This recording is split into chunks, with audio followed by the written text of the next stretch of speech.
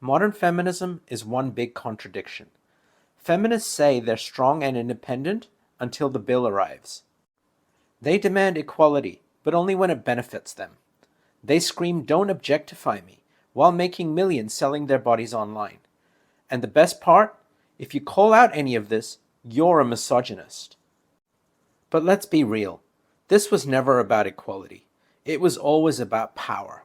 And when you actually break down what feminism preaches, you realize none of it makes sense. Feminists say they're strong and independent. They don't need to depend on a man.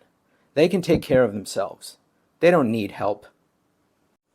But at the same time, in relationships, they expect men to pay for their dates, provide for them, and give them financial security. Because apparently a real man takes care of his woman. According to a 2023 study by Bumble, 61% of women still expect men to pay for dates. So, independence is empowering until they have to pay their share. Then equality takes a backseat to tradition. Modern feminism insists women are just as strong, tough, and resilient as men. They claim they can handle the same challenges, dangers, and responsibilities without special treatment. Yet, when it comes to physically demanding roles, the rules always seem to bend in their favor. In the military, the US Army has faced challenges with its fitness standards. In 2021, nearly 44% of female soldiers failed the Army combat fitness test, compared to only 7% of male soldiers. To address this disparity, the Army considered reverting to gender-based fitness scoring and reducing minimum standards for combat roles. And it's not just the military. Many police departments have lowered strength and endurance requirements for female recruits because too many women were failing the original tests. They want to be treated as equals, but with a different set of rules. So, which is it? Are women just as tough as men, or do they need special protection and lowered standards to compete? Because you can't have both. Feminists say they want equal careers. They demand equal pay, equal representation, and an end to gender discrimination in the workplace. They claim women can do anything that a man can do. Yet somehow, men are still the ones doing the dirty, high-risk jobs that keep society running. While half of the workforce is made up of women, only 3% work in construction, less than 2% are electricians, just 2.5% are plumbers, and fewer than 10% go into mining.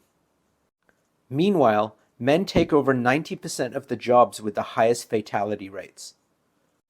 Feminists demand more women in boardrooms and leadership, but they aren't exactly lining up for the hardest, most dangerous, and physically demanding jobs. Where's the movement for more women in sewage work, coal mining, or construction? If equality means equal opportunities, why does it never seem to mean equal risk, equal danger, or equal physical labor? Funny how feminism fights for equality in boardrooms, but not on oil rigs. And here's the real question. Who's stopping them? The doors are wide open. The opportunities are there. So if they really want equality, why aren't they taking it? Feminists encourage women to embrace their sexuality. They should be confident, empowered, and free to express themselves however they want.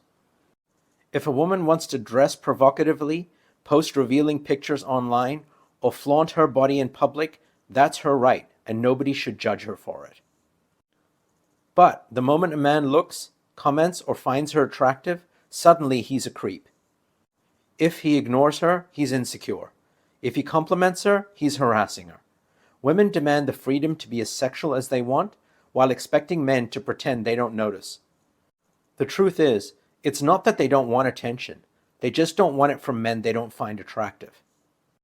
A study found that 73% of women admit to intentionally dressing in a way that gets them attention. But when that attention comes from the wrong men, suddenly it's a problem. So which is it? If women can flaunt their bodies for attention, why is it a crime when men give it? You can't put yourself on display and then get offended when the wrong people look. Modern feminism promotes the idea that sexual expression is a form of empowerment. Selling explicit content online is empowering. Stripping is empowering. OnlyFans and sex work are empowering. A woman should be able to profit off her body, online or in person, without judgment. It's her choice, her autonomy, her freedom. But when men respond to that by paying for access, subscribing to their content, or even finding them attractive, suddenly he's disgusting. He's a creep. He's exploiting women. So women can openly sell their bodies for attention or money, but if men engage with it, they're predators. Take Lily Phillips, an OnlyFans creator who set out to sleep with 100 men in a single day purely to make money. By the end, she was visibly shaken and traumatized by the experience. And what was the feminist response? Instead of questioning why she put herself in that situation, they blamed the men who participated, accusing them of exploitation, despite the fact that she had full agency and profited from the entire encounter. The clear hypocrisy is that a woman can willingly objectify herself for profit, yet the moment a man plays along, he's condemned for objectifying her. Apparently, when a woman sells her body without being forced or coerced, it's empowering. But when a man buys exactly what she's selling, it's exploitation. Funny how women can profit from their choices, made with complete free will, and still act like abused, helpless victims. Women say in relationships they want a real man, a traditional man, a strong leader who takes charge, makes decisions, and provides. They want a man who leads the relationship with confidence and authority. But the moment he expects her to follow, suddenly he's controlling, he's toxic, he's oppressive. They demand a leader, but refuse to submit. They want a man to take charge, but only when they agree with his direction. They want a provider, but they refuse to be traditional themselves. They expect a man to lead, but how can a man lead when she will only selectively follow? Research shows that younger women are increasingly rejecting traditional gender roles in relationship, preferring equality and shared decision-making over male leadership. Yet, these same women still want a man who pays the bills, protects them, and makes the big decisions.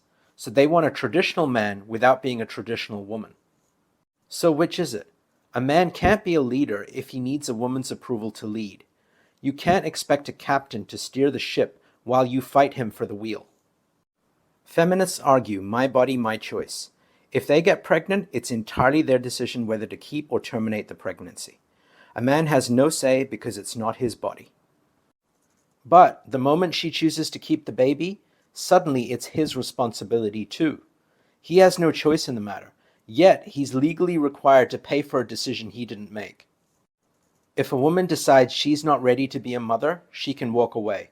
But if a man decides he's not ready to be a father, he's a deadbeat. Studies show that more than 80% of child support is paid by men, yet women have full autonomy over whether or not a child is born. So when it comes to pregnancy, men have no rights, only obligations. So which is it? If a woman can opt out of motherhood, why can't a man opt out of fatherhood? Apparently, choice only matters when it's hers. Modern feminists say women are just as tough as men. Strength isn't about gender, it's about capability. Women should be treated as equals in every way. But when it comes to physical confrontation, suddenly the rules change. If a man raises his hand to a woman, even in self-defense, he's a monster. Women can hit men, slap them, shove them, and even laugh about it. But the moment a man fights back, it's abuse. Equality disappears when the punches start landing both ways. Studies show that women initiate physical violence in relationships at similar or higher rates than men, yet society still only sees men as the aggressors. So if women are just as strong, why do they need special protection? Shouldn't equality mean facing the same consequences, not avoiding them? Or perhaps they don't really want equality, they want immunity. Feminism insists that women be judged equally to men in every area, because merit should be based on ability, not gender. But all of that gets thrown out the moment criticism enters the picture. Suddenly, holding women to the same standard is sexism. If a man is called incompetent, he needs to do better. If a woman is called incompetent, it's misogyny. They want to be treated as strong and capable, yet expect to be handled with care. In today's media landscape, criticism of women often leads to outrage and backlash, while men remain fair game. TV hosts, journalists, and public figures have lost jobs, not for lying, but simply for questioning a woman's actions. Equality seems to mean competing on the same level until the feedback isn't flattering. If women are just as tough as men, why do they need special protection from criticism? If women really want to prove they're equal to men, then they should be held to the same standards as men. So after all of this, the question remains, is modern feminism really about equality? Because it sure looks like it's about power without responsibility, privilege without accountability, and choice without consequences. And if you agree, well, I guess that just makes you a misogynist. If you found this video insightful, you might like another one on a similar topic. Click on the thumbnail to watch or keep exploring. Also, please comment, like, and subscribe to the channel.